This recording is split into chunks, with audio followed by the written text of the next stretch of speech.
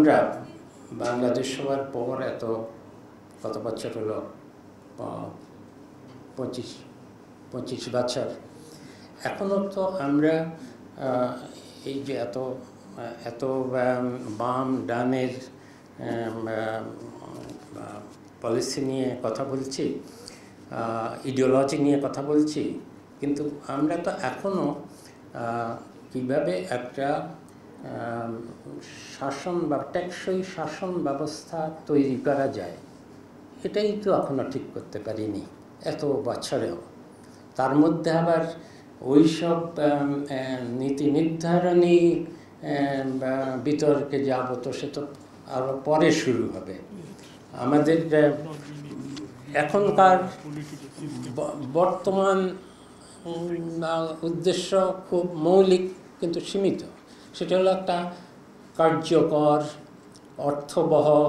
অর্থবহ বলতে জবাবদিহিমূলক সত্যিকার প্রতিনিধিত্বশীল গণতান্ত্রিক ব্যবস্থায় উত্তরণ, যার মধ্যে থাকবে শক্তিশালী রাষ্ট্রীয় বিভিন্ন প্রতিষ্ঠান এবং যারা নির্বাচিত নয়, যেমন স্বাধীন বিচার বিভাগ এবং অন্যান্য জাতীয় প্রতিষ্ঠান, রাষ্ট্রীয় প্রতিষ্ঠান, এবং যাতে মানবাধিকার এবং নাগরিকদের অধিকার অক্ষুণ্ণ থাকে এবং বিভিন্ন শ্রেণীর মধ্যে যাতে ক্ষমতা এবং আয়ের বৈষম্য কমিয়ে আনা যায়।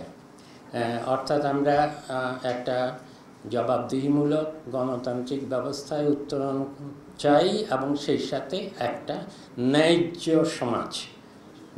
সমাজ হলো যে রাজনৈতিক ক্ষমতা এবং অর্থনৈতিক ক্ষমতা এগুলোর একটা সুষম বন্টন চাই। এইটুকুই, এটা হলেই তো আমরা আপাতত সন্তুষ্ট।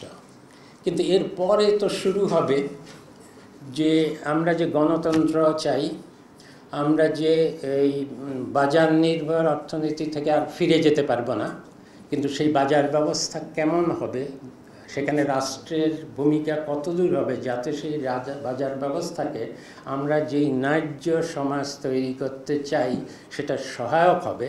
কারণ বাজার ব্যবস্থাকে ছেড়ে দিলে তো আমরা জানি যে সেটা এখনকার মতো হাইপার ক্যাপিটালিজম যাকে বলি সে ধরনের বৈষম্য তৈরি করে। কাজেই এই সব বিতর্ক এবং সেখানে কী ধরনের সত্যিকার বিভিন্ন যে বাজার ব্যবস্থার সাথে ন্যায্য সমাজের সমন্বয় করার মতো কী ধরনের নীতি নির্ধারণ করতে হবে, এখানে তো এসে আবার আমরা কি দক্ষিণপন্থী না মধ্য দক্ষিণ না মধ্য বাম না বামপন্থী, সেটা তো আবার ঢুকতে হবে। এখন আমরা ভুলে গেছি সেই তর্ক। কিন্তু এই উত্তরণের পর যদি সাকসেসফুল সত্যিকারভাবে এই গণতান্ত্রিক উত্তরণ হয়, তাহলে আমরা যেই বিতর্কগুলো ভুলে গেছি সেখানে আবার ঢুকতে হবে আমাদেরকে। আমাদের রাজনৈতিক দলগুলোকে এখনও সেভাবে আমরা দেখতে পাচ্ছি না। হয়তো নতুন প্রেক্ষাপটে আগের মতো আর একমাত্রিক বাম ডানের এই যে বিভাজন, এটাও হয়তো নতুন মাত্রিকতা পাবে, যেখানে অত সহজে একমাত্রিকভাবে কে বাম দিকে আছে, কে ডান দিকে আছে, কে মধ্যপন্থী, এটা শ্রেণী বিভাগ করা ক্রমে কঠিন হয়ে পড়বে।